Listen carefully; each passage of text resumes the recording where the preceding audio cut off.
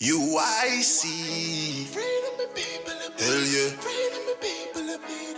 Yeah, yeah. Freedom the people of want. Freedom the people of need. Yeah, yeah. Freedom the people of want. Freedom the people of need. Yeah, yeah. Freedom the people of want. Freedom the people of need. Yeah, Yeah. Real man a road. Now bow wolf in a tree grand a road. Now bow down to no demon a road. UIC when you see man a road, me say yeah. Real man a road. Now bow wolf in a tree grand a road. Now bow down to no demon a road. UIC when you see man a road. Ready for broke every chain. That when you free up the people, levitate. Jamaica member, you ever great. I feel burn up the fire upon every snake. Me give thanks in every way. God still a look down once see we safe. I see around the road long time. GLP and PMP I sell we out. Till I do the test even though we know the end result. If them coulda kill with them catch we and hang we know. No force no coercion, me freedom in a step. No one fi rob we and kill we and feel them I go make it out. You know see the leeches, you know see the hands of the devil when him sleep with. You know see the leeches, you know see.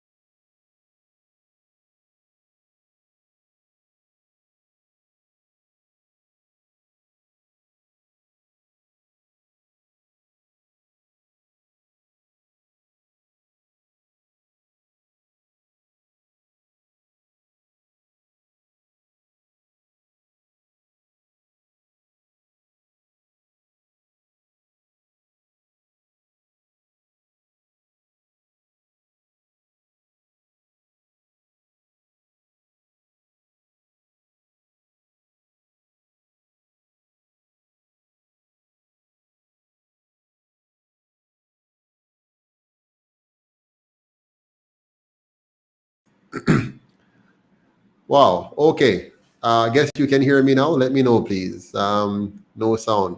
Can you hear me? Can you hear me? Can you hear me? Mic check, mic check. Can you hear me now? If you can hear me, let me know. Good evening, everyone. Can you hear me now? Still no audio? Ah, wonderful. You can hear me. Excellent, excellent. Good, good, good. Well, let me start over. Good evening, everyone, and welcome to another edition of UIC Liberty TV. My name is Joseph Pattterson. I'm the president of UIC Jamaica. Today, the topic is homosexuality. That's the question that was posed to me recently on a program that I was asked to go on. It's called Uptown Link Up. And so the vlogger wanted me on the program. I think the date was the 20th of August. I was on my way to to the Irie FM tribute to Marcus Garvey, which would have been on the 21st. And this program that I've never been on before, they wanted to talk to me to get my views on a number of issues. And so I decided to grant them the interview. I had no idea what questions they were going to ask me, but you know me, I'm not afraid of any question. You bring any questions to me, I'm more than happy to answer them. And so the gentleman proceeded to ask me a number of questions about my background, about various policies of the UIC. And then I was stunned by the question on the Buggery law and homosexuality. Never expected that one. But you know me, to answer anything. So I answered the question, and we had quite the discussion on the matter. So I'm going to share that discussion with you, and then I will take your questions on the subject as well. I might interrupt a few times here and there in the video, but for the most part, I'm going to let the video roll, and you can form your own opinions, your suggestions. Please feel free to put your comments in the comment section. I love to hear from you, whether you agree or you disagree. I like to hear your thoughts. So let me know. If you don't like what I say, tell me. If you like what I say, tell me. If you have suggestions, perspectives that you think I should consider, please put them in the comment section as well. And do me a big favor now, like and share and subscribe, and get your family and friends to do the same, because that will push up the UIC in the algorithm and cause more people to hear us. As you know, you won't hear us on radio and television normally because the PSOJ oligarchy has blocked us, their controlled media. And they have even persons from, I guess, among their team have been doing a great job of getting us blocked on social media as well. In fact, anyways, I won't say anymore. But you know what's going on. You know that they're trying to stop us, but we're not going to stop. As a matter of fact, I want to tell you something.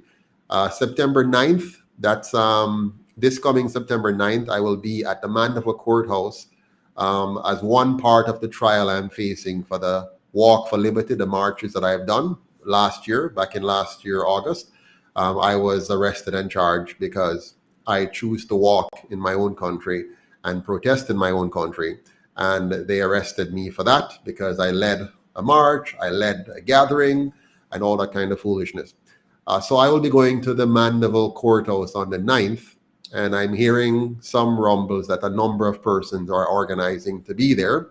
So I look forward to meeting all of you who may choose to come out at the Mandeville Courthouse on September 9th. Then on September 22nd, we're going to have a big, massive rally downtown Ward Theatre again, like we did last year. You might recall on September 22nd last year, I was arrested for leading a march on Gordon House. And I'm still in court for that. So that's why I'm going to court in Mandeville, and I'm going to be going to court in Kingston as well. I'll let you know when that date is.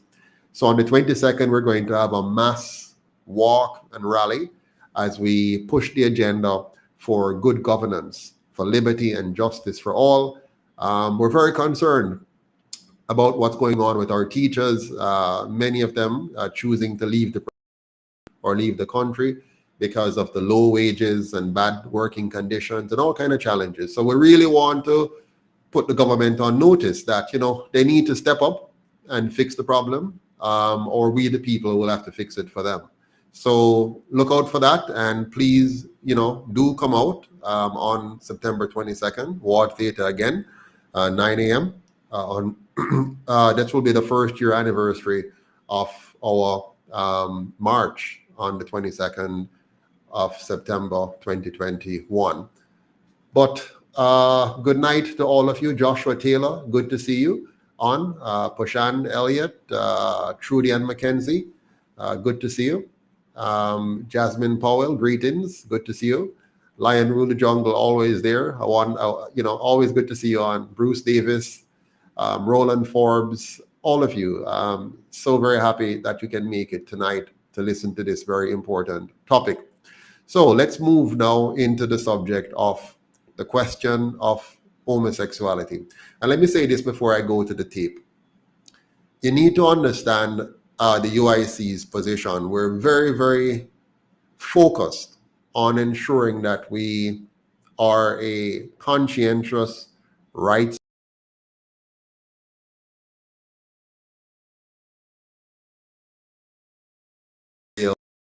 that agenda. The powers that be disrupt my internet. I see we're getting some signals here. But let's do this now. Let me share with you what I share with you tonight, which is this discussion I had a few days ago on the subject of let me see here. 1 second. Let me make sure this is it. Yeah, here we go. I like Uptown Link Up. Yes, sir. This is Link Up.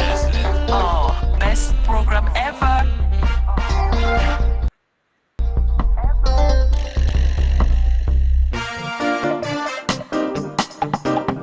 We're here again with another Uptown Link Up special. We have Mr. Joseph Pattterson, the head of the UIC, today with us on the Uptown Link Up program. Right, Mr. Joseph Pattterson entered politics not so long ago, and we really like what we're hearing from Mr. Pattterson. But some people want to hear more, and some of them asking the questions behind the scenes, and so we're here to put them up front to Mr. Pattterson. Welcome to the Uptown Link Up show, Mr. Pattterson. Yeah, man, it's a pleasure to be here, and thank you so much for having me.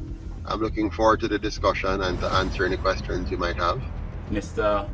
Donovan Longmore is a panelist here on the Uptown Link Up show. Mr. Longmore?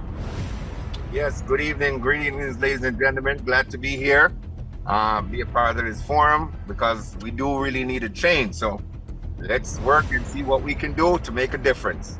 Could you explain to the Jamaican people, who were you before politics, before the UIC? Sure. I'm an ordinary Jamaican, born in Kingston in 1971 to a single mother. Failed common entrance twice, failed technical entrance as well. Went to Spanish Town Secondary, became head boy, transformed at school, passed a few subjects, got a special scholarship. No, hold a minute. Transformed at school, elaborate please. Well, sure. Spanish Town Secondary was what they call a new secondary school, where you send the dunces children to it. So the fully dunce went to Spanish Town Secondary. So I was one of those that was believed to be fully dunce because I failed all of those previous examinations. But when I got there, I decided that we should not remain dunce. And so I went on a mission to convert the school. So I introduced things like science club, drama club, debating society, quiz team. We entered the quiz team competition, won the first year we entered.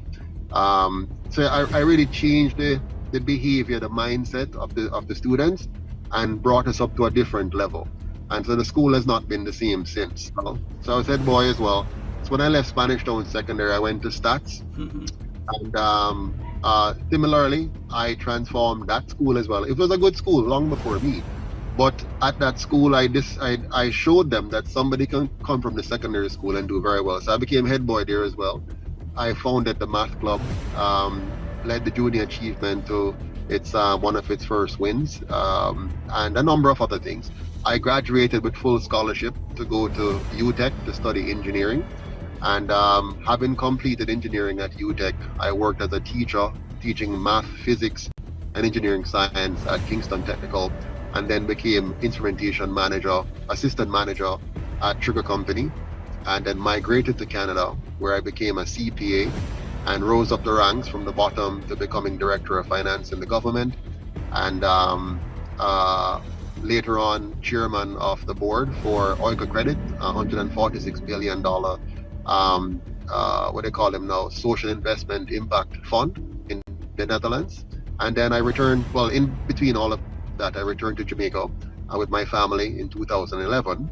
And when I saw the appalling conditions of Jamaica compared to what I left in 1993 and what I saw in 2011, I was convinced that there's no way we could continue under the present form of governance and be the Jamaica that we can possibly be. That's a fast version I just gave you a while ago. Dual citizenship, but you're still a Canadian, are you? And yes, I'm still a Canadian citizen. Isn't some clause in the law that you have to renounce? No, the law in Jamaica is still a member of the Commonwealth, and under the Commonwealth system, once you are a Commonwealth citizen, you can run for office in Jamaica. So, for example, a person who is a citizen of Bangladesh or Barbados or India, any member of the Commonwealth can actually run for office in Jamaica by virtue of the colonial constitution that we have in place right now. Okay. The only people who are barred from running for office are you in the US. If you become a US citizen, then because you're not a member of the Commonwealth and you have pledged allegiance to a foreign country as far as they're concerned, then you can't run. But anyone from Canada, England, Bangladesh, India, Barbados, St. Lucia can run in Jamaica. I ask you to tell us a little bit about yourself and didn't mention anything about sports. That's because I wasn't good at it. I did track and field. For the fun of it, I normally come last or second to last in track. I play a little bit of basketball. I'm normally the last person you want to throw the ball to normally if you want to win the game. But I play table tennis quite well, and I also enjoy swimming. But none of these things competitively, just for fun and enjoyment. What inspires you? Because when we listen to you, Mr. Pattterson, you actually sound like the rest of politicians there. Right? No, I don't know that. In fact, you sound politically correct. Right? I'm embarrassed. I'm embarrassed that I would sound anything like them because I'm not saying that you are like them. No, I didn't say you said, but I say I sound like them, and I would be. In other words, you're saying the things that we love to hear. Okay. Please don't be embarrassed, right? You're saying the things that we love to hear, and that's the way of the politicians out here. Well, here's a beautiful thing about it. So before you go into that, I don't want you to stray. But I've not been a politician. I understand. I don't want you to stray. I want to know what inspires you for you to believe that you can lead a set of African people in the African diaspora. Well, the truth of the matter is, it's not so much that I believe that I can lead. I don't see another way out. I've not been able to vote in Jamaica since I turned 18 because I have not seen anything to vote for, and there are many Jamaicans like me who have never voted all their lives. And so what inspires me to want to do what I'm doing now is that I want to be able to exercise my right to vote, but I can't vote for those I know have failed us and will fail us in the future. So I had to create something that I can vote for and that others can vote for as well. I also look at my country and realize I've traveled the world. I've been to many, many countries. I worked with 120 different countries. I've been to Germany, to China, to Myanmar, to Cuba, to the Netherlands, England, France, you name it. I've been around. So I've seen what can be done.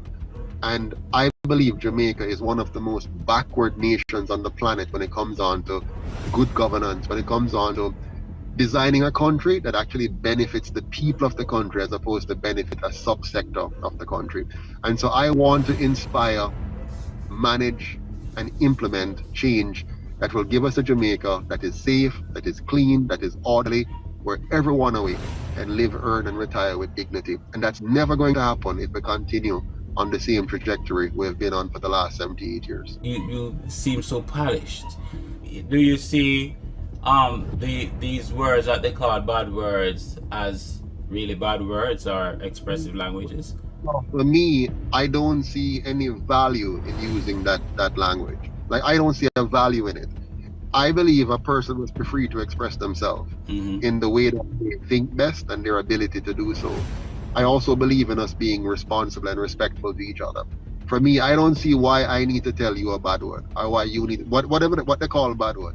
I don't see why I need expressive to language. That's why I use the word expressive language. What I'm saying is I don't see the need. If I'm trying to communicate with you, right? I don't need to say whether A, B, C, D, E for me to be able to explain to you what you and I are talking about. Now, some people, on the other hand, some people feel they need to do that. I respect their right to do that, but I don't see the need to do it. There was a valedictorian at Edna Manley College recently who got up and at the end of the speech, he expressed himself, with one of those words. Have you seen it? And I support it. Yeah, I haven't seen it, and I'm being very blunt and frank with you. I don't see the value in it. I do not see the need. I ask you that because Jamaicans like the down-to-earth people. The first hurdle, hold a minute. The first hurdle is to get in there, get in that seat, right? Do you agree? Well, it depends, because for some people, the end justify the means. That don't hold water for me. Okay. I am going to be Joseph Pattterson that you see today. So where you sit today is where you're going to get tomorrow. So I'm not going to come and try to endear myself to the people by being somebody I am not. And then when I get into office, I'm somebody else. What you hear me say no, what you see of me no, and that you get later. There's no difference. All right, you give a little part to a while ago, and that you get later. That's not bad. That's not bad. Give us some more of that. Introduce the UIC to the fully dons, and when you do that for the fully dons, the not so dons will understand, and the more educated like yourself, will understand, and so on and so forth. Well, the UIC is Jamaica's official third political party. We're committed to protecting the life, liberty, and property rights of all Jamaicans equally. We believe that it's important that we have equal rights, equal justice, and equal opportunity as the foundation of building a great nation. We're committed to ensuring that the Jamaica that we have under the UIC is a safe Jamaica, a clean Jamaica, an orderly Jamaica. And we know that the only way to get that is by changing the system from what it is now to one which will be based on good governance with the appropriate checks and balances to keep all the elements of government in check, so government actually works for the people instead of against the people, as it is now. EAT/UP, eat up. Ethiopian African Theocracy Union Policy. The alternative union policy from 1987 is right and accepted by the slave master, Queen, as the solution for our problem. You spoke of Afrocentrism, right? Yeah. Jamaicans are broken into the colonial Christianity, broken into that, right? Yeah. Are you prepared to assist us out of that dilemma? My goal is not to break you out of Christianity.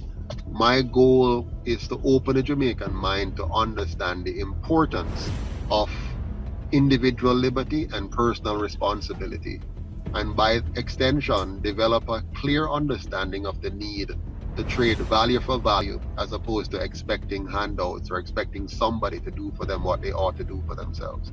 So in essence, what I'm talking about may achieve what you're looking at, but I'm not set out. My fight is not with Christianity. My fight is with bad governance. So a man will choose him religion. So a man who wants to deal with Christianity, that's him choice.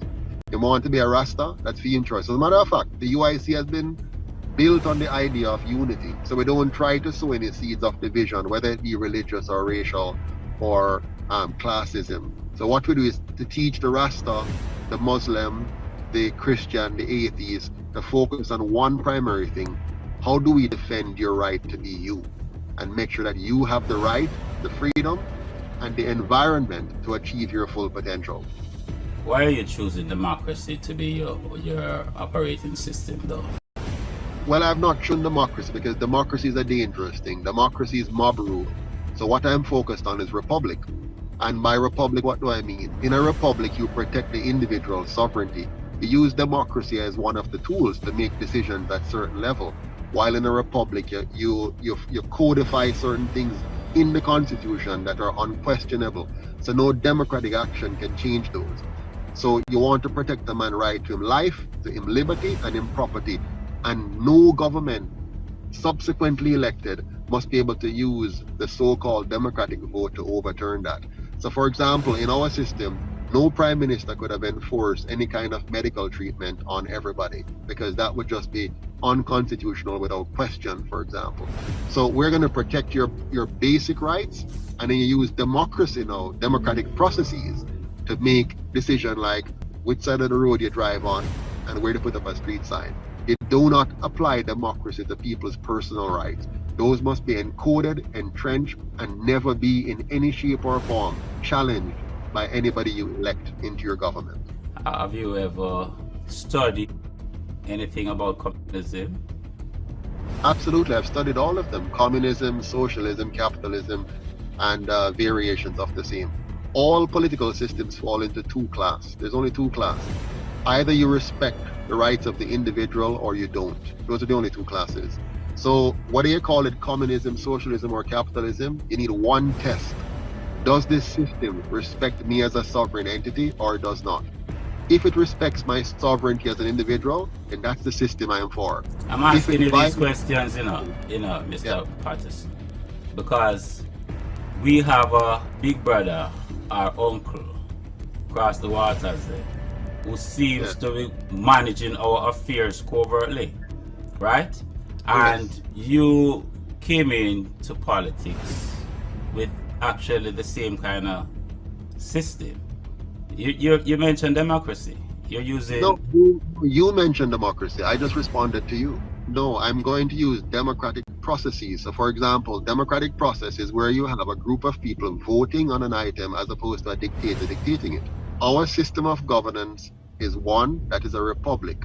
A republic is a system that protects the individual sovereignty of all citizens. That's number one. A democracy is about majority rule, which means that the majority may vote against the right of the minority. So we don't want a system like that where a majority can vote away the rights of a minority. So that's a pure democracy, which is mob rule.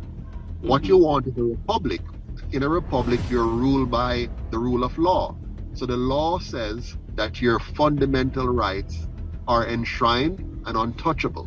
And then you have democratic processes to make lower level decisions. Decisions that do not touch on your rights. Those are made at the lower level. So you use a democratic process for that. For example, in a community, we want to put up a library. We vote, do we put it up in the east or in the west or the north? So a group of citizens would vote on where they want the site to be for that. That doesn't touch anybody's personal rights. If the question now comes up, shall we take away that group's right, that person's right because they don't like his color, or we don't like his class, or we don't like his height, or we don't like his gender, then you say, no, that is untouchable. The Constitution fully protects the individual right to choose, his right to speak, his right to association, his right to freedom of movement. So those things are never touched. Now, in a democracy, they may have a statement that says that, but then reserve the right to overrule that when they see fit. We don't want that. So we want a true republic, and that's what the UIC stands for. For Mr. Pattterson, to bring in your policies, which seems to be very valid, how would that become aligned with Jamaica as it is right now? Because Jamaica, China, and the United States have very strong ties. How would you differentiate that? And of course, both the PNP and the JLP have, strong stigma with the United States government, where they're always looking for money or getting help in some aspect. How would you change or, rectify that situation?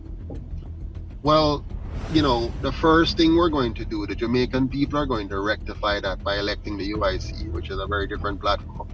Then the UIC is going to replace the existing constitution with a republic constitution. And that will also result in us negotiating how we engage with foreign powers. The United States of America, China, or any other country will be treated the same way. Jamaica is for the Jamaican people. Our territory is to be fully protected for the benefit of the Jamaican people.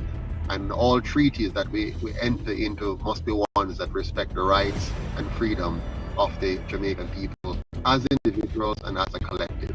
So that's our starting point. From there, now you negotiate. Diplomacy is critical and important. You don't just make blanket statements. You don't just harden it all. You have to be careful. And not make good ties.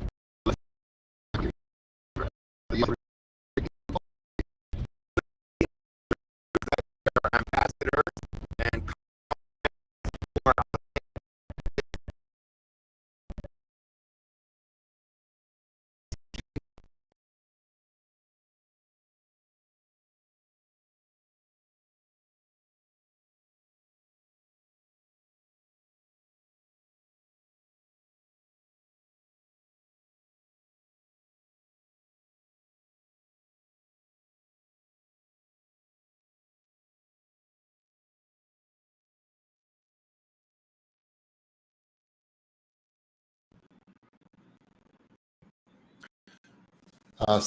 Having little bit of a challenge with the internet connection. Let's hope I'll just rewind a little bit so we can hear what was a bit, seemed like we were losing connection there for a bit. Let's try again. As individuals and as a collective. So that's our starting point. From there, now you negotiate. Diplomacy is critical, important. You don't just make blanket statements. You don't just be harsh and rhetorical. You have to be careful in, building good ties while at the same time protecting your interests. So these people protect the interest of all Jamaicans. With these countries, you realize that they are ambassadors and consul generals who are aligned with, whichever country they're aligned to. How would the UIC change that to make that work better for Jamaica? Well, I mean, ambassadors are just that. They're there to represent the interests of the country that they stand for. UIC as government will simply have our diplomatic charges represent the interest of Jamaica. So we're going to draw upon the talent pool, for example, of the diaspora. We want to make sure that we broaden Jamaica to become not just the 2.9 million people living here, but the other 4 million living outside of Jamaica. And now draw upon all of that to truly sink in and defend the interest of Jamaica. None of what I'm saying is easy. The key thing that we have to do is to be very clear about our policy direction and where we want to go. And the UIC has very clear policy from education to healthcare to economics to politics. So we're going to make sure those principles are what goes forward, but we have to be diplomatic about it. If you want to have a little insight into my thought process, look at the way Lee Kuan Yew managed diplomacy. That's my mentor when it comes on to managing diplomacy. I will be pursuing a very similar kind of diplomacy. It was very successful for them, and I believe it will be successful for us. Africa for the Africans, Marcus said, right? We are Africans. How far do you plan to go with trading on the continent? Sure, good question. Now, before we talk about trading with Africa, the first thing you have to know about me and the UIC is that we fully believe in African unity. And by African unity, we mean internationally, having the diaspora of Africa seeing itself as one, all of us as Africans, and our country as Africa, with Jamaica being a state of Africa and the rest of the Caribbean. So our goal, beginning with the first step, which is, first of all, let's make Jamaica a successful good governance model for the rest of the world. Expand that model throughout the Caribbean and tear away from the colonial masters completely and have the Caribbean become an expanded model of African unity, and then extend that success to our brothers in Africa to become the United States of Africa as well. Now, when you talk about trade now, you don't just trade in a vacuum. Trade is based on a number of factors: proximity, cost base, what your economic advantage is, and so on. So we have to approach that from a pragmatic standpoint, what really works. America will remain Jamaica's greatest trading partner together with our Caribbean countries because of proximity. Jamaica, for better or for worse, we are economically advantaged in terms of tourism. Most of our people are not going to be coming from Africa for tourism, to be honest. They're going to be coming from America and Europe. So we have to be careful as to how we build that product. The UIC wants to make all of Jamaica a tourism product, not just a few pieces, but we want to fix the entire country so that the Jamaicans living here are living in a high-class society, and then we're welcoming people into all of it. Secondarily, Jamaica has a strategic advantage in terms of organic farm produce. We've just not tapped into it. So we want to make Jamaica the organic food capital of the world, and we can do that by borrowing technology and wisdom from the Netherlands, where I've visited many times, and seeing how they have taken a small plot of land, being one of the smallest countries in Europe, and becoming the second largest exporter of food. We can make Jamaica the largest supplier of organic food to the world. And so we're going to do that, and that is going to build our foreign exchange earnings, and is also going to create new jobs and allow us to build out the housing infrastructure as well. Doing all of these things now will give us, rather than us simply doing trading with Africa, what we're going to do with Africa is show Africa how they can govern themselves better, what the model of governance is that they should employ. So for example, Ghana, which has 30 million people, the very same system like Jamaica right now, and because of that, your GDP per capita is only $2,500 per person, which is abysmal. By us showing them a better model, they can raise their GDP. The stronger Africa becomes, is the more they're in a position now to command international trade. Right now, they're a price taker because they're not in control of their own industries, in control of their own lands. So trying to just say trade with them is meaningless. What we need to do is empower them by showing them how to do things better, and then having them integrate with us on a global level, because we'd have mastered how to trade with the rest of the world. Brought to you by Black People Headquarters. Black People Headquarters is comprised of Pan-African teams and groups that advocates for the African continent's control over all its assets and economic affairs, a black-controlled Africa without borders and freedom to travel across our continent. With one currency, one army, and true independence.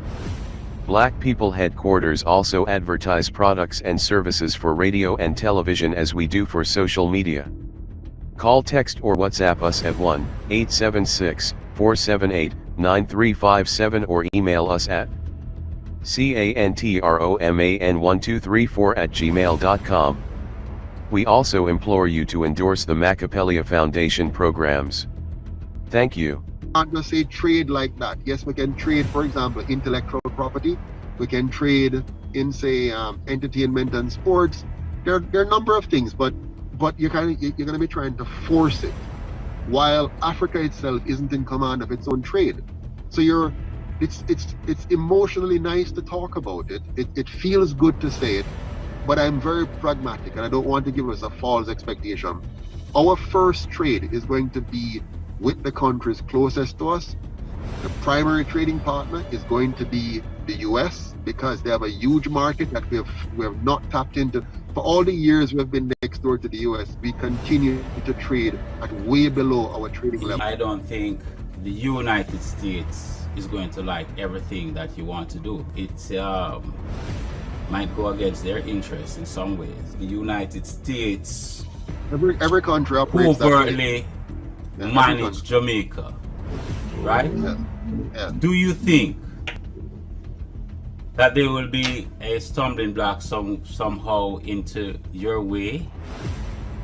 Absolutely. There's already a stumbling block. Right now they're controlling, and by they I mean all the powers that are opposed to the UIC forming government, whether they're local or international. They're right now working to prevent the UIC from becoming the next government, because they know that should the UIC become the next government, Jamaica will be a changed place. You're going to now have the Jamaican people sitting in the driver's seat. So I expect opposition, but I'm not afraid of opposition.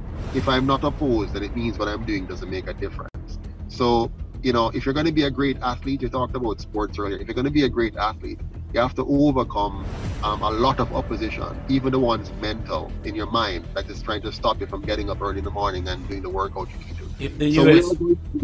We're going to be opposed. We're going to be opposed by a number of forces. The key thing is, do we have the leadership skills to navigate those oppositions? Okay. So far, our leaders have not navigated those oppositions very well. They have acquiesced to everything that the colonial masters want them to do, to the detriment of our people. I am prepared to be the kind of leader to Jamaica that Lee Kuan Yew was to Singapore. If the American government or a couple senators opposed to anything that you're doing, how would you fight back? Well, I can't tell you that right now, and it would be futile for me to try, because every case is going to be different. But look at it this way.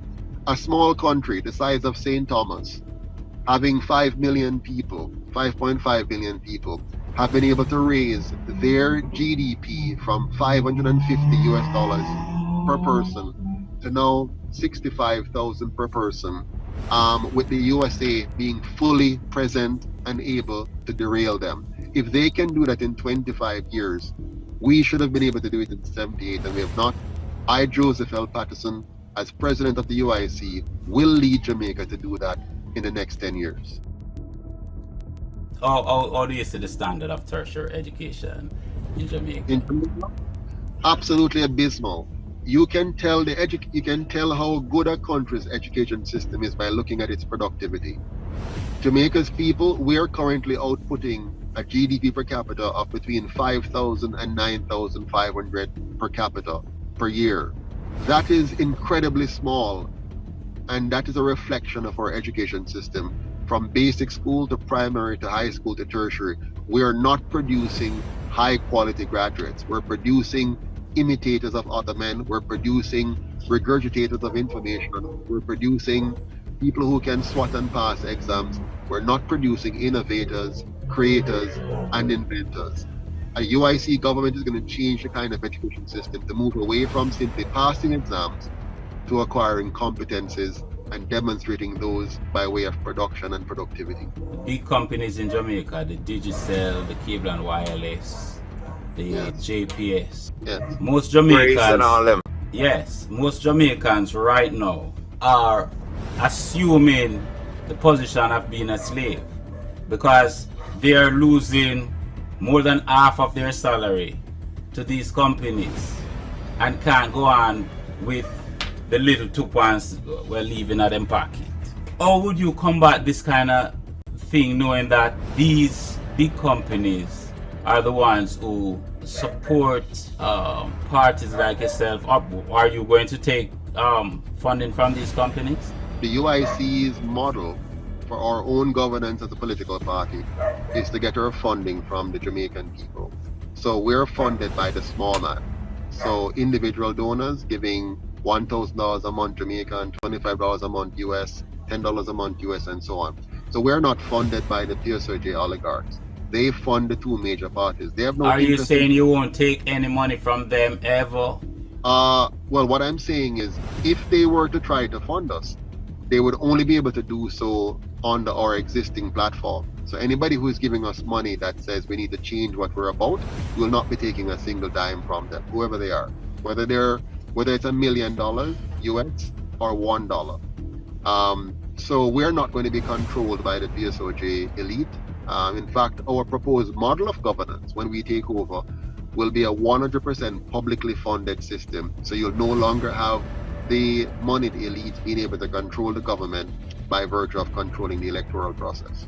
People so convicted into the work system and still believing that they are slaves today, home and abroad. You know, what say you on that before we move on? Well, I disagree. I don't think people know that they're slaves. They are slaves. We are slaves. And it's unfortunate that we don't know that we're slaves. And the best form of slavery is the one where the slave thinks he's free. So most Jamaicans think they're free. They know they're suffering. They know that life is difficult, and they hate their employer, and they think they're being robbed, but they don't think they're slaves. Now, the UIC wants to make it clear that when you don't control your banking system, which Jamaica does not, when you don't control your money printing, which Jamaica does not, when you don't control your money supply, which Jamaica does not, when you don't control your interest rate, which Jamaica does not, when you don't control your exchange rate, which Jamaica does not, then you're a slave. When you don't control your own resources, right now they're digging out our country, taking out bauxite, which is a non-renewable resource. They're mining out tens of millions Country. tons of bauxite, including the cockpit country. So they're ravishing Jamaica, destroying our flora and fauna, destroying our ecosystem, destroying our watershed. Are you saying if you become the government, there will be no bauxite mining? Absolutely. We're going to ban bauxite mining when we take over the government. Jamaica cannot afford to have bauxite mining. We have a small, relatively small plot of land. Or 40% of our water supply comes from the cockpit country, which they're trying to dig into more and more. We cannot afford this. This is our life on the line. So we have to take back our country and protect our ecology, because that's all we have. That is our source of water security, food security, and even energy security. We have we have a yearly budget that I see them read out all the time in Parliament here. And all the time it seems that there's not enough money to deal with the budget, deal with our needs, right? Nurses, doctors are asking, police officers are asking for more money on their salary, right? And you're saying, right, under your leadership, some of these things that is that will be bringing in the money, that is now bringing in some money, right? You're saying that you're going to do away with those. So how are we going to fund these areas? So we're talking specifically about bauxite. Bauxite, yes. The bauxite right now, for every dollar we make from bauxite, it costs us $3. It costs us $3 in additional healthcare costs for the people who are damaged. It costs us by robbing us of farmlands and farm revenues. It costs us by remedial actions in trying to repair the damage done to our environment. So bauxite right now is a negative contributor. Now our government dispels or ignores the negative costs and only focus on the revenue intake that they get. And that's because they're compromised, because they own 45 to 50% of all of those operations. And they're focused on the tax revenues and the profit revenues. They're not focused on the cost to the man and woman in the street. So while the bauxite industry costs the ordinary Jamaicans a significant amount, the government and those connected to it benefit tremendously. The UIC is not in the business of government being profitable. It's not in the business of connected politicians and industrial leaders being wealthy at the expense of the majority. We're in the business of creating a Jamaica that benefits all Jamaicans in a very equitable and responsible way. So we're going to get rid of bauxite mining and allow the negative costs to go away and invest in the productive sectors of agriculture and community tourism. What is the procedure of losing the Queen? I already speak about that. Oh, it's very, very simple. Now, I know they'll tell you that it's complicated. It's very, very simple. Yes. Here's how we lose the Queen. Here's how it's very simple enough. They're going to tell you it's complicated. All we have to do to lose the Queen is for the government of Jamaica to put forward a referendum to the people of Jamaica with a new constitution that does not include the Queen, and ask the people if they want that constitution or not. That's it. Why are we having this hiccup? Very simple. We're having this hiccup because we do not want to lose the Queen. Remember, the two parties that we have, and I think many Jamaicans don't realize this, the two parties we have were sponsored by the Crown. They were sponsored by our colonial masters.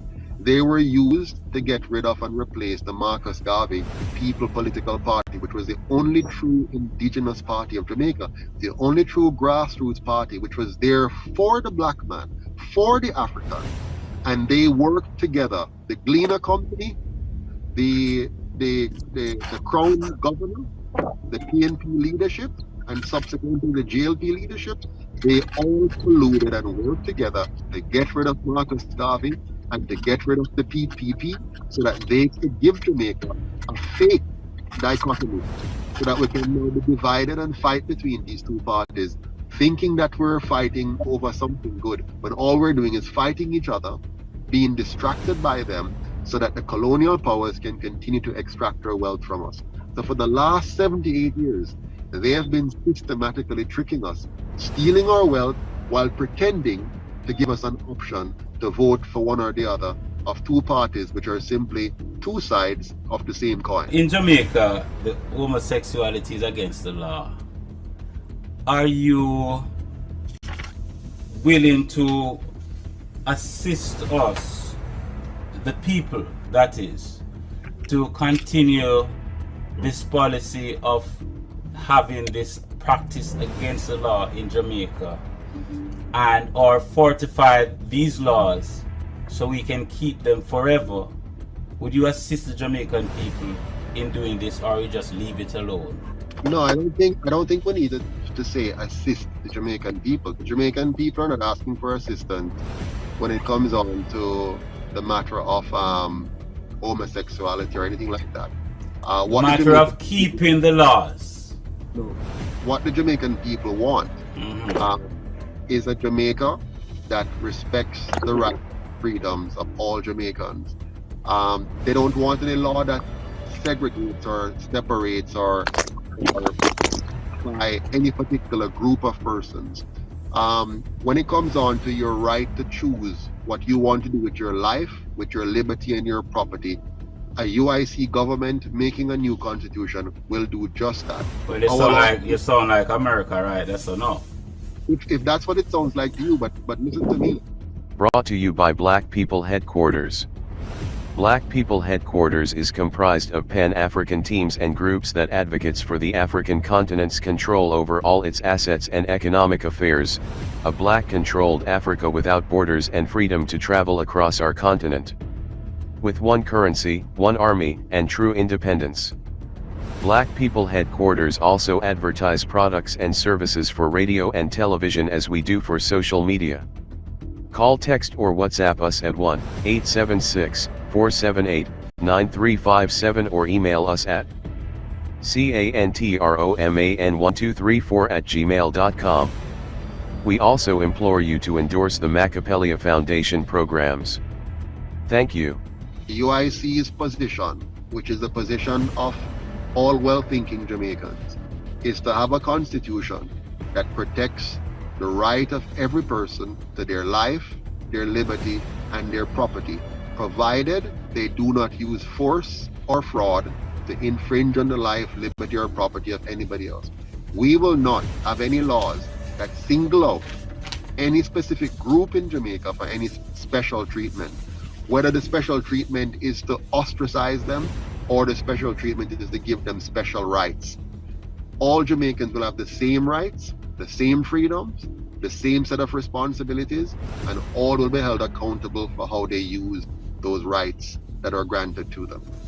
In the world today, and we're seeing it in Jamaica, Mr. Pattterson, men are dressing as women, right? And they're paroling on our streets, and they're influencing the younger ones. You're saying you're here to protect everyone, including these people, right? Once the person is a human being, their rights. Okay, if you're a man or a woman, you have the same rights. I understand. And we're going to protect those rights. The right for you, for nobody to use force or fraud to infringe on your life, or infringe on your freedom, or infringe on your property. So if you're a man, the same rights. If you're a woman, the same rights. If you're black, the same rights. If you're white, the same rights. If you're transgender. What is transgender? I mean, if a person wants to go and play with himself, that's his problem. Right? I'm not going to get into that. What I'm saying is, we're going to protect your right, Sean, your right, Donovan, to do what you want with your life, with your liberty, and with your property, as long as you do not use that right to use force or fraud to infringe on anybody else's life, liberty, or property. What more than that you want? Why you want to make it more complicated? Why we need to go specify whether you're brown or you're short or you light? It's because of the corruption that is in there and there today that is actually taking over the slackness. Listen, you have the wrong motivation here. Yes. Your goal is not to worry about another person's morals. A theme problem that. Your goal is to make sure him can come and impose theme morals upon you. But he's doing it on my children. No, not in a UIC system. In a UIC system, him can go and change the curriculum in the school to make them teach. How do you plan to protect the children from this surge of inappropriate behaviors on the internet? Are you going to leave that to parents too as well? What you want is a truly free society. When you have a free society, what happens? Let's say Sean wants to show pornography. Then I must be able to not watch his or turn on and see his pornography because that lock off. Sean can't force me to see his pornography. Him can't force my child to see his pornography. Not just porn. Children now, Mr. Pattterson, they have the privilege to go on YouTube or on the internet, and they will go on pages that shows them how to fire a gun, fit up a gun, know all the guns, look at all the parts of a lady, right? Yes. Or the music, some of the music that is on there, right? Telling you that he splatter his head on the concrete, jiggle his brain, right? Yes. So we want to know what the UIC Right. So here's what it's the going UIC to not what the UIC can do, but what it is going to do about Right. this kind of problem that you're having. we are going to ensure that Jamaica is the safest and freest country on the planet. And what do I mean by that? In Jamaica, anybody will be free to produce and sell whatever they want, but they can't force anybody to buy it or anybody to listen to it or anybody to watch it. So for example, when you drive on a bus in the UIC Jamaica, it will be a quiet bus because nobody can force you to hear the music that somebody else wants to listen to. A parent, when they go on the internet, they will be able to select what they want to allow into their home over the internet. So they can decide what comes through. And you know you can do that, right? The technology is there. We're going to make sure that all of that is fully available to the Jamaican people to control what they consume and what they don't consume. What we're not going to do, we're not going to censor anybody. We're not going to stop you from sharing your thoughts with others just because we don't like your thoughts. Because today it might be one that you and I agree on, while tomorrow another leader might have a different idea and block what you and I wanted to hear. So we must make sure that we protect free speech and shift the onus to the parent and the consumer to decide what they consume. The age of consent is 16. Now, I really don't think a child should have a cell phone until they're past 16. I personally don't think that. Sexual consent must be between adults, full stop. So 16-year-old, the UIC do away with that. You must be at least the age of majority. Right now that's 18 years old, and that will be the standard for the UIC. The age you can vote is the age you can have sex. So that's done. Let's now go to cell phone. Cell phone is the domain of a parent. A parent decide what kind of tools they're going to give their child to function with. Do you think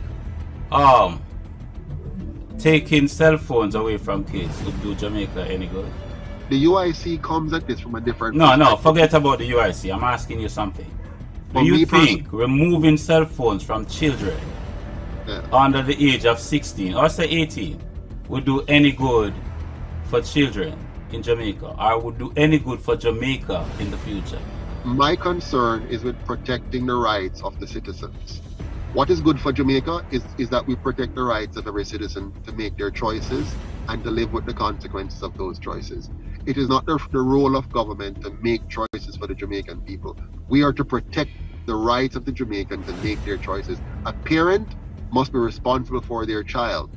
If the parent or the child breaks the laws concerning respecting the rights of others, then you have a problem. Two questions, Mr. Pattterson, regardless of whether we want to see it or not, because one of the major issues was Jamaica being 60, reigniting a nation. Many ask, what are we reigniting? We're still owned by England. The land of Jamaica is still owned by England, whether we want to accept it or not. The fact that England still has such a major control over Jamaica in terms of land, what would your government do to change that? Because, you know, we're trying to get away from under the Queen, but because of such control, how would that be feasible? And number two, Number one first, Jamaica is going to become a republic under the UIC. So no more Queen, no more Governor General, no more Crown lands. Jamaica will become truly independent and free with the UIC. Number two, question two. All right, question two is you were talking about what Sean was talking about, sex and homosexuality and all that. Jamaica is majority a Christian country, and you know we can get into the moral issues all we want, and God, we have the most churches per capita and stuff like that. Me personally, I believe man to a woman and woman to a man. Whatever another individual do, that's his or her business. But like Sean mentioned, the fact that it will affect our children, because here in the United States, they're teaching that stuff to our children, and I am opposed to it. What happened when that issue or that law, not really law, but that subject matter gets into Jamaica? How is the UIC going to either stop it, or, because you say you're going to give everybody rights, how are they going to prevent that from happening to our future generation? Those persons who are concerned about homosexuality are being very narrow. What you should be concerned about is protecting the rights of citizens to choose. For example, for parents to choose what their children learn, for example, for parents to have control over their own economy, over But their we are a own. damaged people. We are a damaged people since slavery. There are some ways that we have to curve certain things as leaders. We are damaged, right? Allow me to finish my statement. I know you don't like my answer, but my answer is very, very simple. We're fighting the wrong battle. Instead of fighting the homosexuals, let us fight for the rights of our people, because when you protect the rights, nobody can come in now and take over your school system and say, what am I pushing on your pick the brains? You understand me? Because you now have the right to decide what going on your pick the brains. You understand me? But if you go fight the homosexual, you're fighting a battle which become a different kind of battle. Let the homosexual be homosexual if he want to, but make sure him can't force nothing by you, either through your government or through your school or through your healthcare system. Him have no power to force nothing upon you. Him can only force it upon himself and those who want to join him in it. But him can't force it upon you. That's what the UIC want to do. We're approaching this from the practical, pragmatic, effective approach. We're not fighting the homosexual. We're fighting for the rights of the individual to choose. So your school system will be protected. Your healthcare system protected. Your government will be protected, because we're not fighting homosexuals. We're fighting for your right as a citizen not to be forced into anything at all. So if you're a Christian man, you can live your Christian values, get your Christian education, get your Christian healthcare, because that's what matters to you. And if you're a homosexual, you can go have all the education you want in that field too. But nobody is fighting homosexuals. Every man have a right to life, liberty, and in property. Am I clear? Yes, So you're you very accept clear. it, you embrace it. Yeah, you're very clear, because everybody's going to have freedom, you know, and that freedom is going You to know, like, manifest. You know, like freedom. What a minute. You know, Yes, we love freedom, right? Okay, but there's go certain on. aspect of our life that we don't want no freedom into that. no, You understand me? No, you can't take one other man's freedom. Let the next man have his freedom. You get yours. I let the homosexual has his freedom. I think you're going down the wrong lane with that homosexual, right? That is one strike. What a minute. No, What hold a on, minute. no. But I don't think we need to continue this homosexual thing, No, because don't- yeah, we're don't sinking too stop deep him, Sean. in that area. Stop him. Let him explain himself. Okay, go ahead. Go ahead. You just said a while ago, I am going down the wrong lane with I am not doing nothing with homosexuals. So I'm not going down any lane with homosexuals. The lane I'm going down is the lane of protecting the rights and freedom of every Jamaican citizen to choose for themselves. And that's the lane I am in. So don't associate me with Yes. any kind of sexual or whatever. That's for somebody else. My place is to protect your right to be a free man and woman. Why do you think the subject matter is so problematic to the rest of politicians? Why do you think that is? Well, because they haven't taken my position. You see, if they were to take my position, they would not be fighting over anything, because Jamaica must not fight with anybody about homosexuality. Our fight is about the freedom of the Jamaican people, protecting our rights and freedom, making sure we have an economy where all of us can participate in equally, making sure we have a justice system that works for all of us, making sure we have a police service that respects and protects the rights of Jamaicans. That's what we need. We don't have to fight with nobody about what kind of sex they want to have. Okay. Point taken. Noted. There is a currency that we, the conscious men, the Pan-Africanists, right? The black conscious man and woman too, are speaking about for years. And that currency is called the Lumi. As the Lumi will take any Latin part under your leadership. Yes or no. It all depends. The Lumi as it is now is a currency. It's not money, and the UIC is only interested in real money. The US dollar is not real money. The Jamaican dollar is not real money. Real money must be backed by productivity and must not be something that can be manipulated and the whim of a change at a whim, undermining the purchasing power of those who hold it. So the UIC is totally focused on ensuring that Jamaica uses real money and that the rest of the world is brought on a real money standard. The Lumi has been backed by Eco 6. It has been backed by gold and solar energy. Have you heard about that? Absolutely. And that's all foolishness.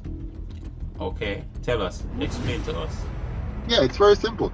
If it's not backed by real productivity that is transparent and that is algorithmically driven, meaning it cannot be manipulated by any one party or the other, that it cannot be real money.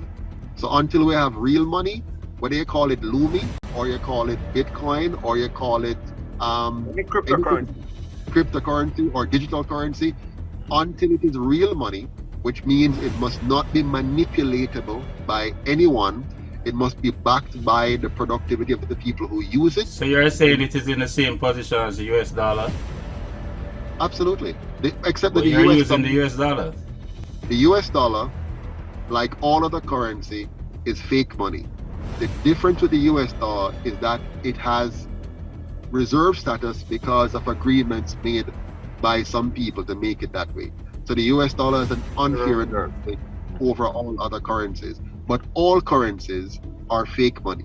All of them. Yes. Or fiat. I don't use the word fiat in this case because I want to make it very clear that it's fake money. So it's not money, it's fake. And it is the reason why many black people retire poor, because they don't understand economics, they don't understand money, and their government have not made them the wiser for it. EAT/UP, eat up. Ethiopian African Theocracy Union Policy. The alternative union policy from 1987 is right and accepted by the slave master, Queen, as the solution for our problem.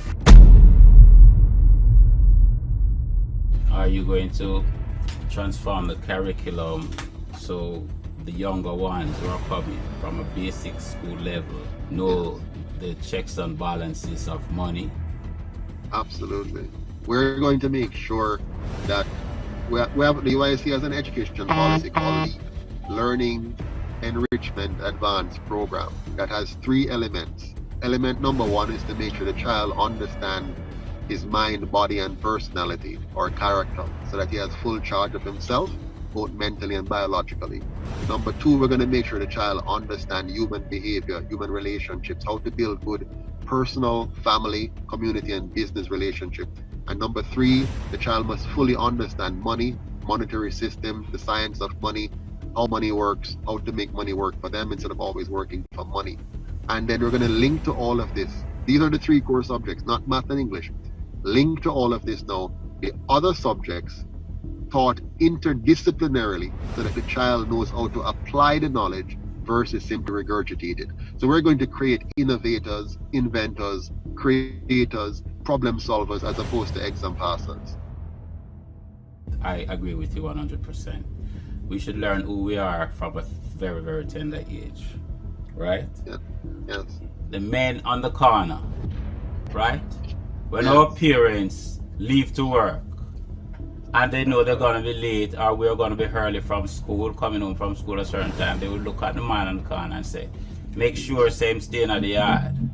Make sure say they are accountable for what they're doing, right? And so the corner man now became a parental figure in some of our lives that kind of help us to stay the straight. And in your administration, these corner men could play a role of security.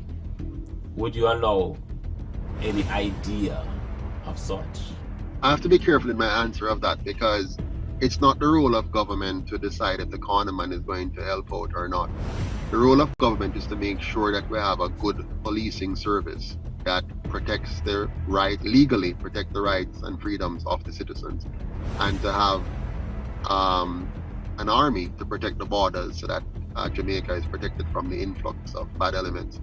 By doing so, we facilitate the creation of communities where people can now come together and work together in the ways that they see best, as opposed to government being a top-down influencer that seeks to direct traffic in terms of how the people live their lives.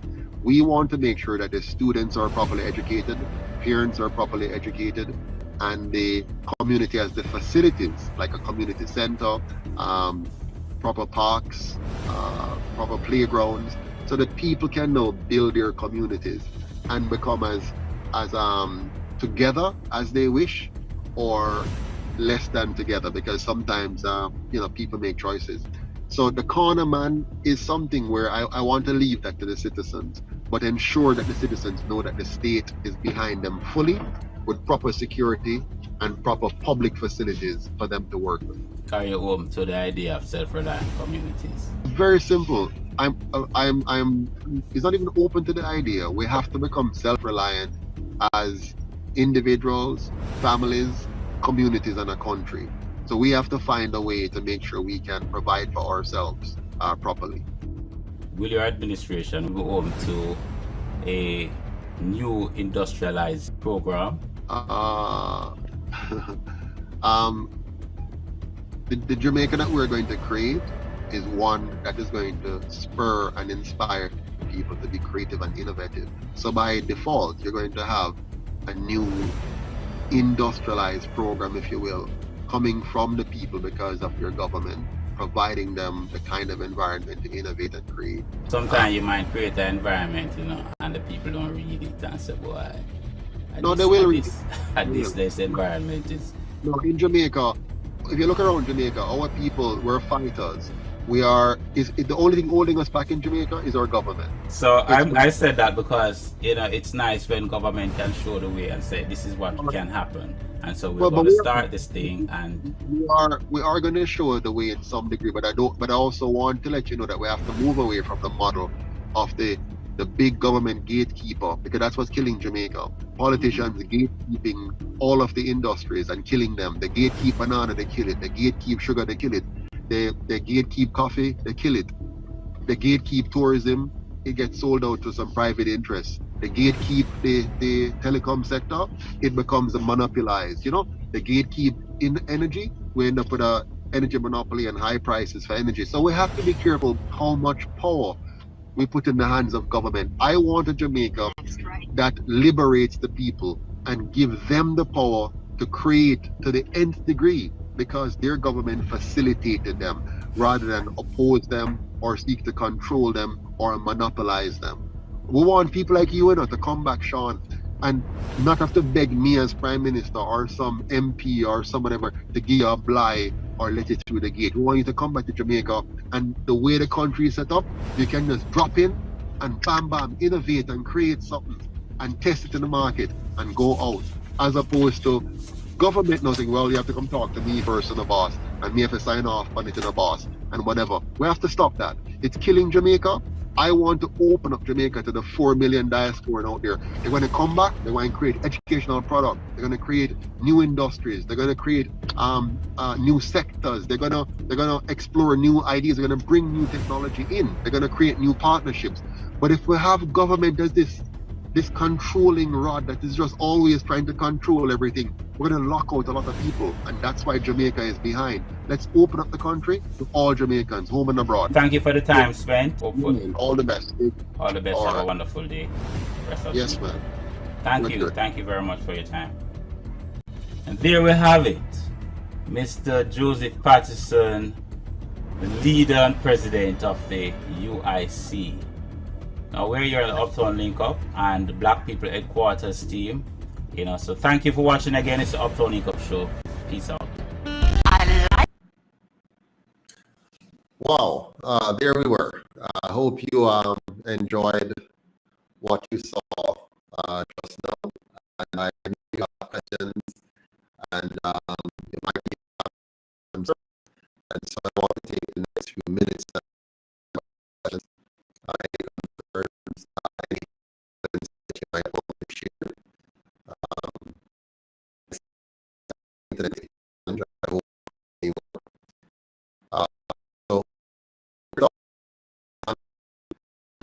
see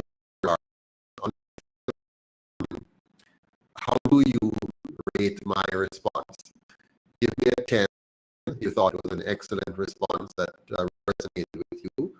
If you thought it was a poor response, give me a 1. If you thought it was so in between, it's a 5. So anything over 5 is good. Anything below 5 is bad. What are your thoughts? How was it?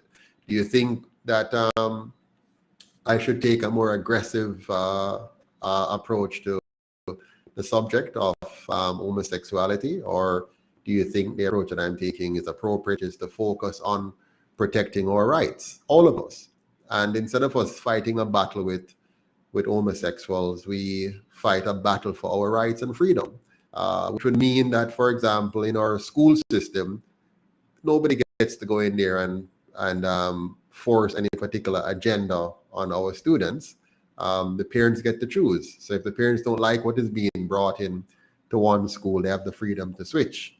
And so we don't have a monolithic system. We have a variety that allows the different options to come forward.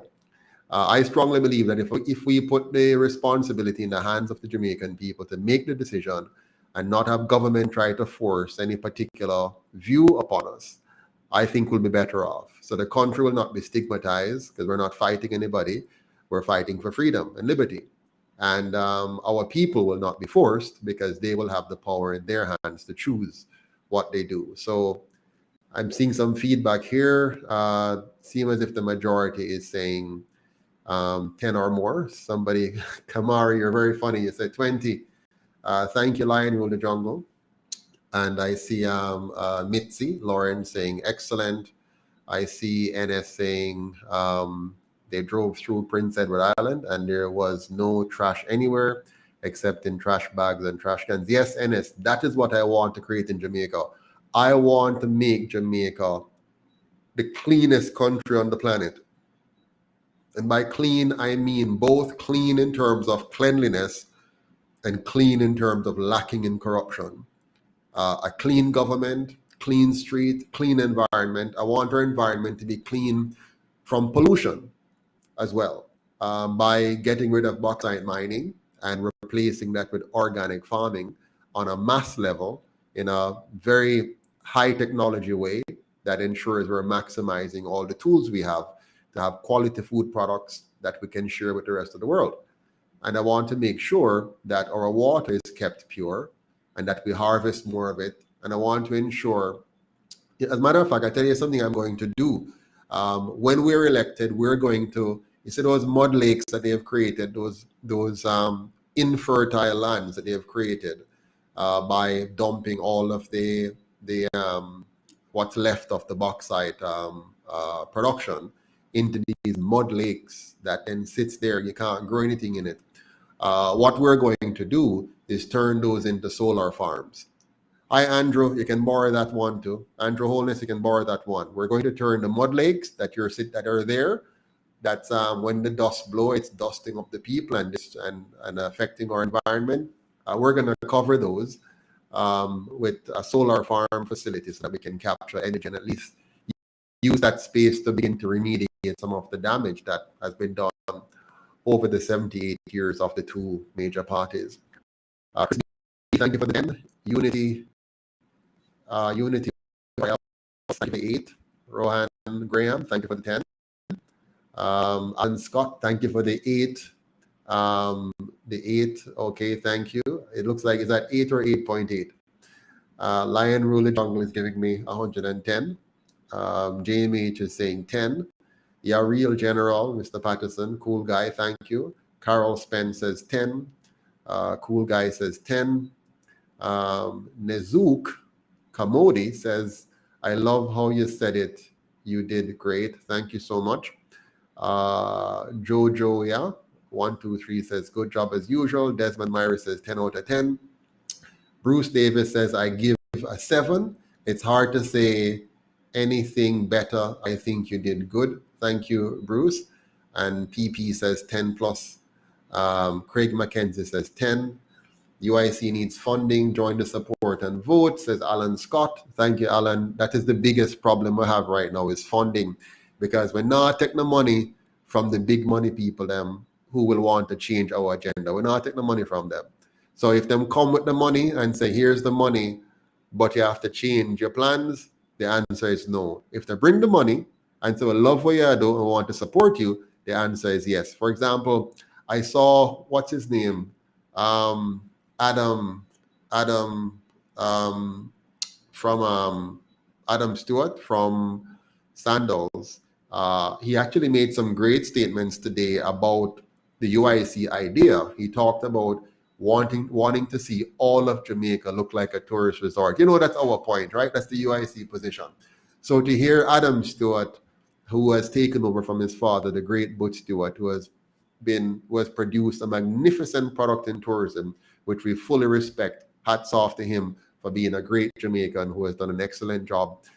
Adam Stewart seemed to embrace the UIC idea of making all of Jamaica clean. They say all them foolishness about them debushing, but they're going debush the Dyke Road, and all of Kingston is full of garbage. The capital, can you imagine, the capital city of Jamaica is full of garbage, overflowing. And it's like these politicians are so nasty. For 78 years, they've been in charge of our country, and they're just so nasty. They have allowed the place to be so dirty, and you have rat infestation, you have all kind of sickness and disease that can come from these garbage pileups. You drive through my community, from where I live up here near to Bogue Hill in St. Elizabeth, drive along the Bogue to Elam or Elam to Bogue Road and turn and go down on Braze River all the way to the main, to Santa. Garbage. It's just the plants grow up, like the tall grass grow up because they don't cut them regularly.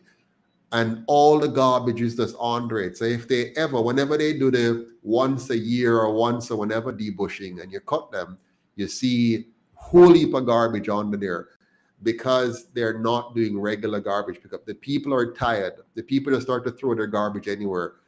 Some burn it, and by the way, it's illegal to burn, but they have all these conflicting, foolish laws that are not consistent with the kind of government that they provide. But anyways, thanks again for raising that idea of funding Alan Scott. We need the money if we're going to be able to do the work. KSAB Sean says 9. Thank you, Mr. Pattterson. You're solid as a rock, said Lion Rule. Thank you very much for that. Kamari says, we're focusing on the wrong things in Jamaica. Your response and answer were spot on. Thank you so much for that, Kamari. And Malcolm, protect answers to all the questions. 10 straight. Oh, perfect answer. Thank you so much, Erland. Nadine Lindsay says 8 out of 10. Thank you, Nadine. KKSB says, I have always wanted the age of consent to be raised, 18, if not 21. You're so right, Kay. I mean, you cannot have children making decisions about sex with adults. It makes no sense. So only a mentally twisted politician or politicians could sit down there for years and years and allow the so-called age of consent to be 16. You cannot have that as the basis, because no child is in a position to negotiate with an adult on such a very sensitive matter. So to protect our children from predators, you have to make sure that the age of consent is 18 or over. Since we have 18 as the age when you can vote, and we have that as the age when you're an adult, then that's the minimum age it should be for sure. So thank you for that, Kate. Howard Foster, your response is excellent. Thank you, Howard. Alan Scott, Mud Lake, they must take with them. I wish I could, Alan. I wish I could have them take the Mud Lake with them, as opposed to leaving it here with us to suffer. But since they're there, let us now maximize them. Now, right now, they're just sitting there as a dust bowl, doing nothing but polluting the atmosphere. So I have some ideas, and I have some scientific ideas as to how we can remediate them, but I won't share them now because we have a government that just say everything but they do nothing. So when I'm elected, I'm going to bring in some new technologies to fix the mud lakes. But for now, at least, please, Andrew, take this one. Go out to the mud lakes and cover them with solar farms so we can at least get some energy from those areas that are there. Zenith Neil says, your audio isn't good, sir. Oh, I'm so sorry. I don't know why on my end it's telling me that my audio is perfect. Let me do this. I'm going to stick this in my mouth. How is that? Tell me if the audio is any better with me putting this right here. And Yasmin says that 10. Oh, Mr. Neil says the audio is better now, so I guess it was earlier. All right, so thank you for that. What else do we have here? Peter White says UIC all the way, my vote. Alan Scott, 5 million in 5 months, ASAP. Yes, Alan, let's raise 5. Well, we have to raise more than that, because election is around the corner. Adam Stewart is all UIC, says Alan Scott. Perfect. Well, I'd be very happy to accept a donation from Adam Stewart if he wants to fund the UIC, because it seems as if he agrees with our policies.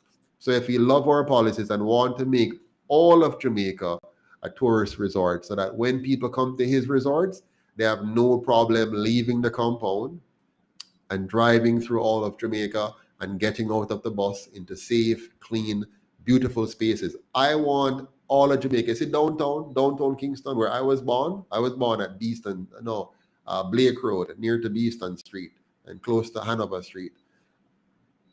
I want those areas to be completely rehabilitated so that they look good, they smell good, and they feel good, like a tourist resort. Yeah, and we can do it, and we must do it if we want a better Jamaica. Bruce Davis, I promised to join for a long time, but I'm going online and do it this weekend. Blessed vote UIC. Thank you, Bruce. Appreciate that. Welcome. Kay says she has a question. Please, Kay, go ahead and raise your question. I'm assuming you're a she. Jamaica Mimi says, or when them throw the garbage in the gully. Yes. Nizook says, as the same way that they keep their yard. Yes, and let me explain something to you. The Jamaican people are not nasty. This is funny. Listen carefully. When I was a boy, when I was a very little boy, I used to see our people trying very hard to keep the place clean. But people change over time based on their leaders. Now, our leaders don't care about the people and about their environment. You go to any of the leaders' them yard. Go to the prime minister yard, go to the opposition leader yard, and what you notice, them yard look good. Them have nice fence, nice manicured lawn. They understand beauty and can appreciate it. They just don't think you deserve it. They like to keep the people in a negative position. I was going to use another word. In a very deranged position, in a dirty position, in a anemic position, in a poverty-stricken position. They love to have the people that way. And the reason why they love to have the people that way is because they have a colonial master mindset where they want to be the ones at the top. And they love to look down on the rest of the nation. That is why for 78 years, they have kept Jamaica like this. Remember, it's funny. When we became independent in 1962, Jamaica was a cleaner country, a safer country, a more orderly country. Why? Because the British, even though they were the colonial masters, because so many of them were living here in the earlier years, they wanted the environment to be better to a certain degree while keeping the people slaves. When our people take over, they felt that the more they keep down the people is the more elevated they are. If you notice the way they carry, look at the politicians. When they walk around in their community, they're like big shots and the people are like beggars, running up to them and sucking up to them and begging and looking depraved and substandard. So they don't want you up there with them. But the UIC has a different view. We want you up at the top. We want all Jamaicans to be up at the top. We love the Singapore approach, where everybody bright, everybody is well educated, everybody, and that doesn't mean we're all at the same level, because some will only be able to, for example, one person might just be able to be a street sweeper. Another one might be able to be a plumber or an electrician. Another one may be able to be an engineer, personal development and ability, an engineer, and so on. That's fine. But you want, generally speaking, a highly informed and educated and sophisticated citizenry, where we're very civil, we're very orderly, we're very clean, we're very anti-corrupt. But we have to create that culture, because those who have been in charge of us created a different culture. And now we're going to have to reverse that. But we can do it. Singapore did it in 25 years, completely changed the culture of the people and changed the country from third world to first world. We can do that too. Yep. So I'm seeing here, Natasha says 100%. Ken says, even downtown Kingston, you see the raw sewage. My gosh, I tell you, it is horrible, horrible how the people live downtown. Wade Noble says, it has been happening for years, Mr. Pattterson. Yes. Tanny Morrison says a 10. Tanny Morrison then changed that to 1,000%. Ratings for me is a 10, sir, says Randall Hemmings. JMH says, I was over on I can't read that. I was over on Pelpa Time production YouTube channel. The lady there say, if UIC come in at the same thing them I gonna do, I don't believe UIC will. Okay, so JMH, some people say we're going to do the same thing. Here's my position on that. It's very simple, very, very simple. The Jamaican people have three choices before them right now. Choice number one is to vote for one of the two colonial parties. Now, based on history, we all know the likely outcome. The most likely outcome is that you're going to get more of the same, but only worse. So that's option number one. Option number two is for the people to do what many have chosen to do in recent years, don't bother to vote. So in the last election, for example, 63% did not vote. And I can't blame them. There's nothing to vote for. In the election before that, 52% didn't vote. And in the election before that one, 48% didn't vote. So you see, 48%, then 52%, then 63%. So some Jamaicans, the majority now, have chosen not to vote. Now, if you don't vote, you still end up with one of the two being elected. So you still have the same outcome, right, of bad governance and getting worse. The third option we have is to make sure that we elect the UIC.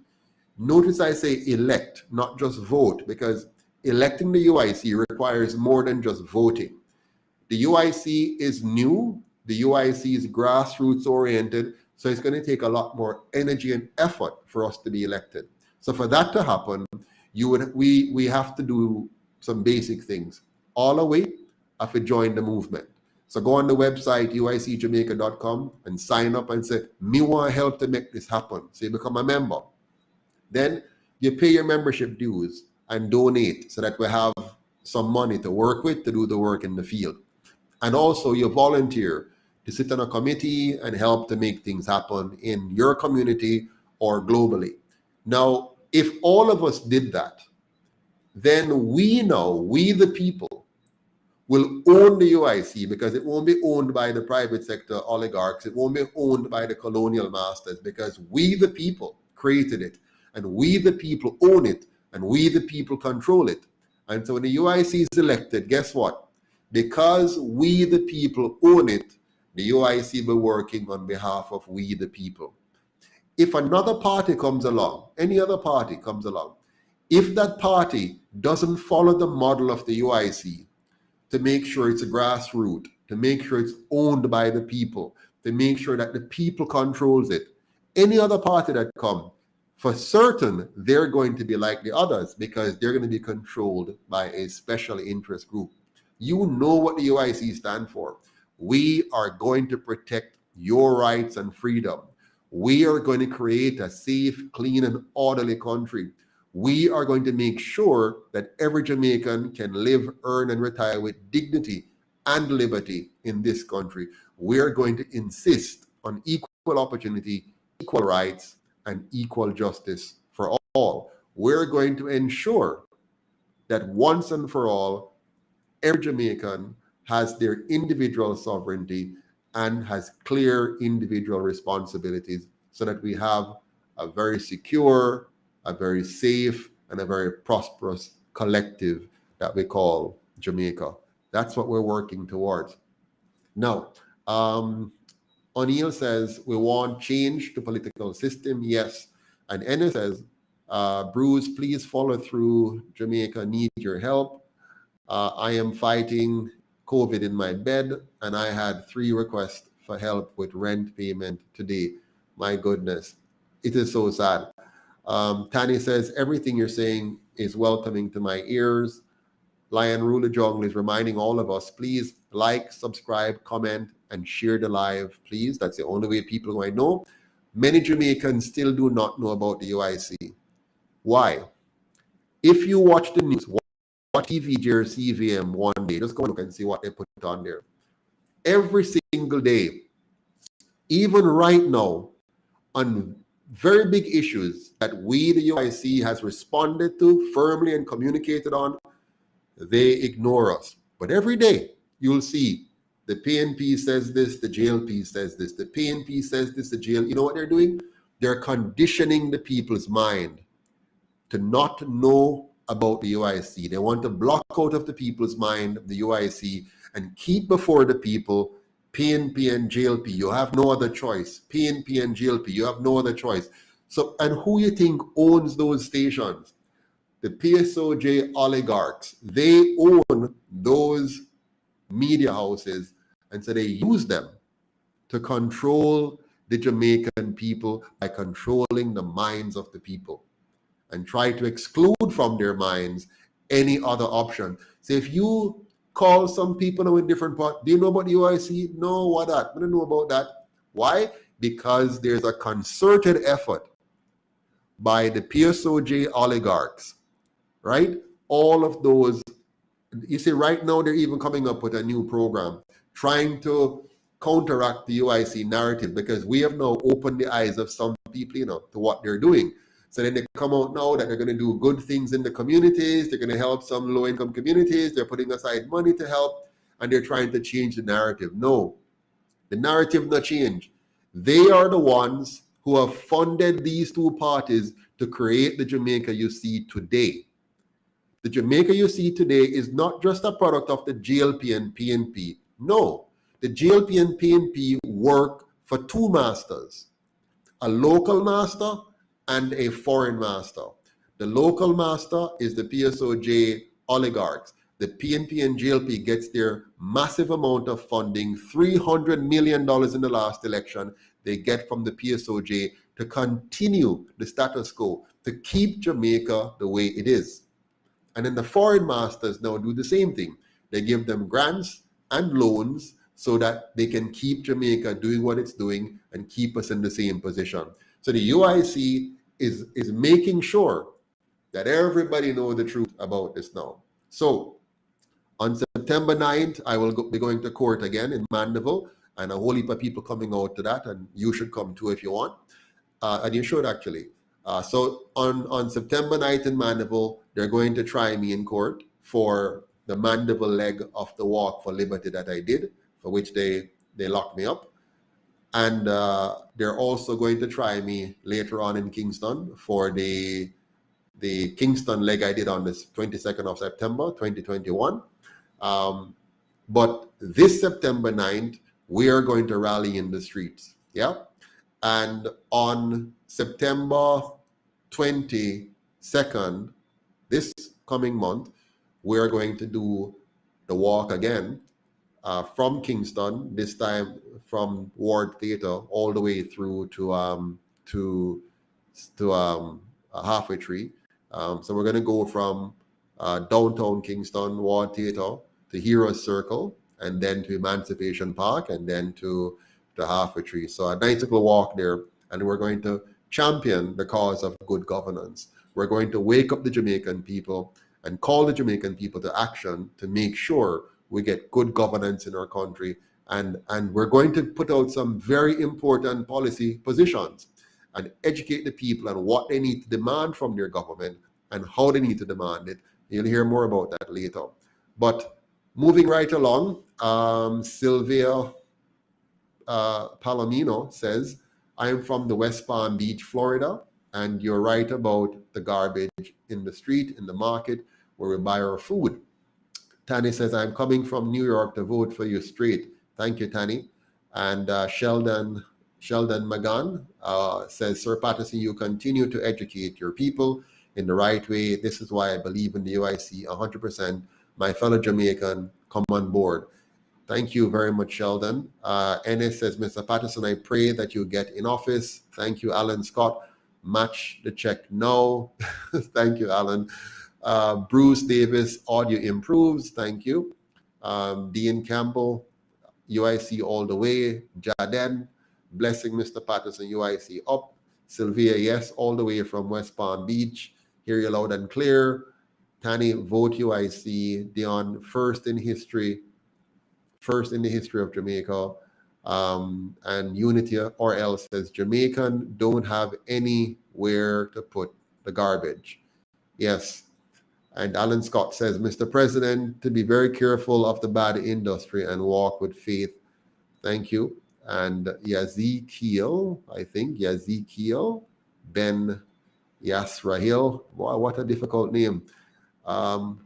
What they're doing to you is to make you great. Thank you for that. Ken Francis, only political party in Jamaica. Bruce Davis, I am praying for you and all who will join the walk on September 22nd. I'm in the US, we'll miss it, but we'll come home. Now, everybody can participate in the march on the 22nd, and everybody can participate in the court date on September 9th. The way to do that, no matter where you are, see those numbers on the screen, 2930812 and 4716598. Please WhatsApp or call that number and pledge your support. Let us know what you can do to help. Any amount of donation you can give to help us with placards, to help us with refreshment, to help us with transportation, to bring people in who want to come in. I'm inviting all of you, please. We cannot do this without your support. Okay, we'll do our best to know, no matter what. We'll always come through, even with $1. We're going to make it work. But if you want to help us to make this thing work, please contribute to the cause. Go on our website and donate any amount you can. We need 1,000 persons donating $25 a month. Big shout out to some of you. I wish I remember the names right now, but in the last 7 days, a number of you have given $100, $150, $250. I think one person gave $550 Canadian, I think it was. And so I'm seeing more persons now giving, more than the usual 10, 20, 30, 40, 50, and are now giving 100, 150, 200, 300, 500. So that's really, really very, very appreciative. The cost of gas is huge as we travel around the country. So September 9th, we are in Mandeville. September 22nd, we're in Kingston. And then we have a number of tours. We're going to the other, we've been to St. Thomas. Right after that, we're going to St. Mary. So Manchester, Kingston, St. Mary, and then we go on to the others. Then we're coming back to Kingston again for a big rally in October. So a big one in September, another big one in October, and we're going to keep building out as we go with our limited resources. So we need your help. Each and every one of you, we need your help to get this done. So please go on the website, uicjamaica.com, and give your donation. Sign up as a member. We need you as members. When you sign up, we can communicate with you by email as well to tell you what we're doing, when we're doing it, and get you out to some meetings and so on, even if you're abroad. In fact, let me tell you this, 94% of our donations actually come from the diaspora. So you are the lifesaver of Jamaica. You've always been. The diaspora contributes roughly 30% of GDP, between 25 and 30% of GDP every single year. Without you, Jamaicans are dead for hungry. Many children don't go to school. So don't let them tell you any foolishness and try to suggest that you're less than. And that is why the UIC knows that it's important that we expand Jamaica to be all Jamaicans, no matter where you live. So we want, when we're elected, here's my promise to you. When the UIC is elected, Every Jamaican, no matter where they are in the world, will be able to vote in every election once you have maintained your Jamaican citizenship. Similarly, every Jamaican, no matter where you are in the world, will be able to serve in our government.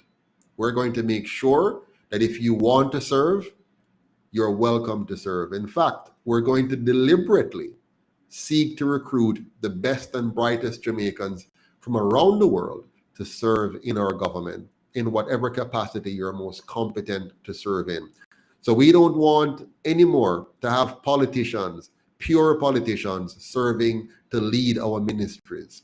We want competent and qualified persons who may not like politics at all, but they're willing to serve as Minister of Health, Minister of Education, Minister of Industry and Commerce, Minister of the Environment.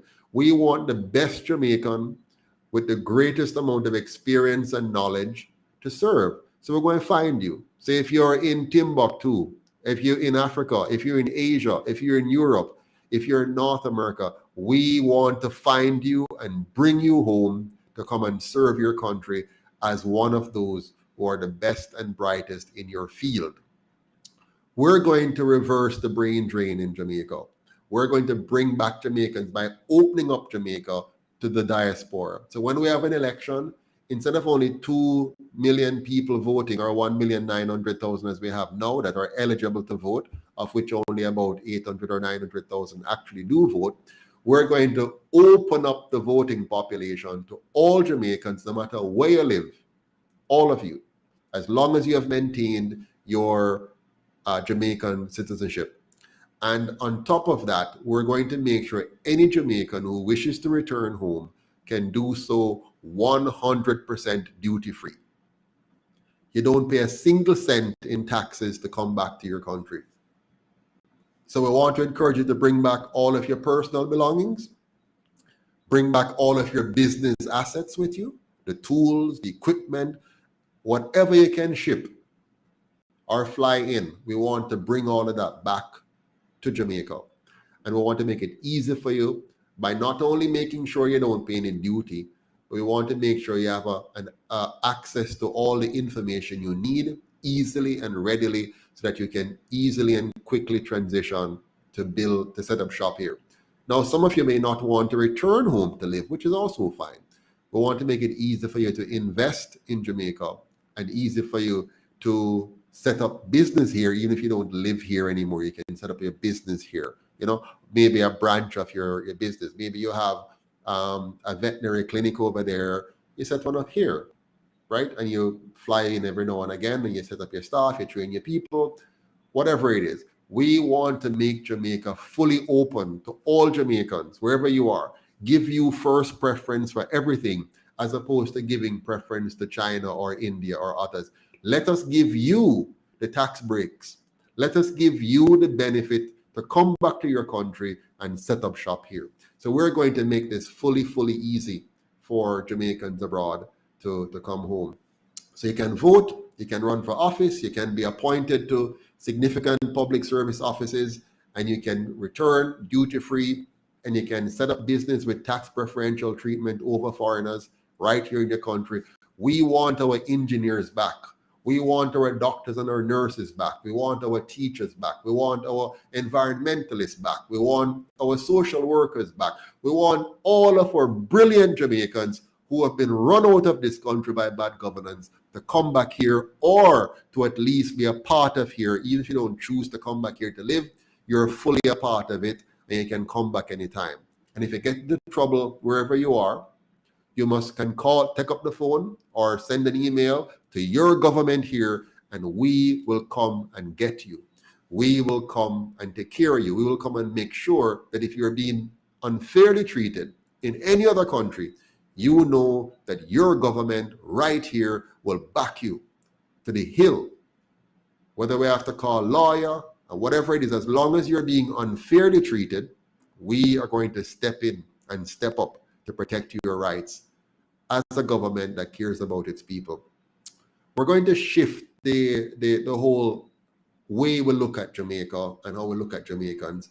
We're going to put the people at the top for a change. Instead of calling the Prime Minister most honorable and all them kind of stuff there, let us treat our people as most honorable. Stop with the title thing and give them money and people like them are gods. The people of Jamaica are the most important. And that's why in our model, it's you there at the top. The people there at the top of the organization chart. Not no queen and no parliament. The people are sovereign. The individual citizens must be sovereign. And so we're going to put you at the top of the ladder. Every single person, every child, every woman, every man, you must be the object, the focus of government, not the prime minister, not the president. We're not going to make other people more important than you. We, the people, must be important. Government exists to serve the people, not to be served by the people. So let us change that. Yeah. So I'm looking forward to us pulling off the biggest upset in history, where the people own their own party for the first time. No more big money own the party. We, the people, own the party, and we, the people, bring the government to its knees and make it the servant of the people, and the people the master of their own destiny, with government being a servant, a facilitator, a helper. So I will be your chief servant, should you choose to elect me and help me to be elected. I'll be the chief servant to serve you, not the other way around.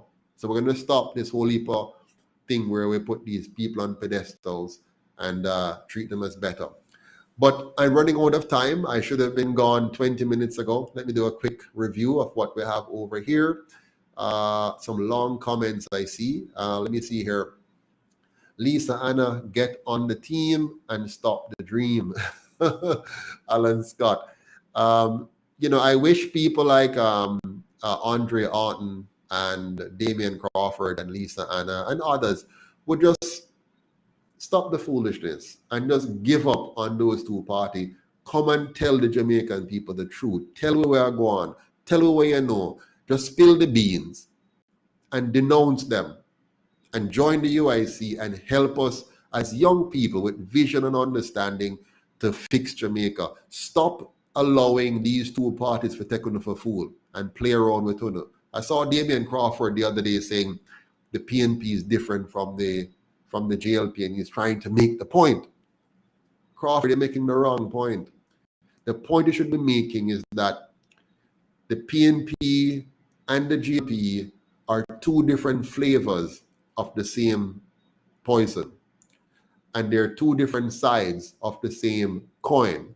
And it's time for us, the Jamaican people, to dash with a coin there, dash with a poison there, and say, let us build a true Jamaica on the principles of equality, justice, equal opportunity for all, and protecting our individual sovereignty.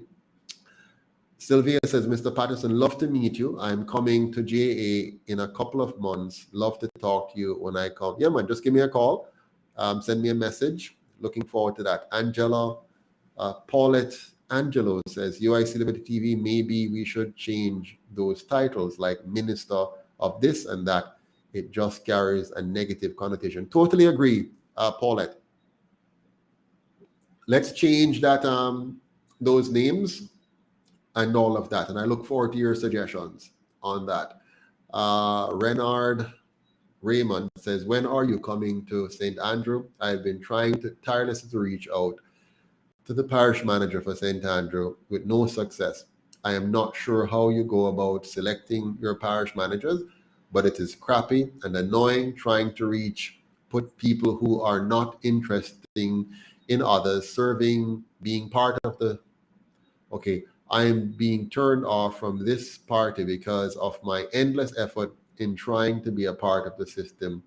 This is turning me away. I'm so sorry to hear that, Renard, and I fully understand how you feel. You know, one of the problems we have in Jamaica is that not everybody has the competences or skills that they should have, and not everybody takes the work as seriously as they should. So please don't give up. Reach out to the numbers here. So the numbers, 2930812 and 4716598. Write to those two numbers. You see the email. If you write to the email tonight, I will look for it. Write an email tonight to info@uicjamaica.com and I will personally respond to you and address the problem. Patriotic Vibes, 1.7 million to clear a container. Madness, please change that. Got it. Wade Noble, the man with the plan, the man with the vision. Thank you, Paulette. That's only because you don't know whose palm to grease. Oh, God, what a sad thing. Everybody come back, says Lion Rule. Paulette Madness, man of action, well said. The second Singapore is in sight. Nadine says, yes, sir. Away with the nepotism. Lisa would fit right in and she would get the UIC name out there in the public. You know what? I'm amazed at Lisa's marketing skills, for herself. She does market herself very, very well. But I wish she would do the right thing and denounce the kind of politics that she has been a part of. Okay.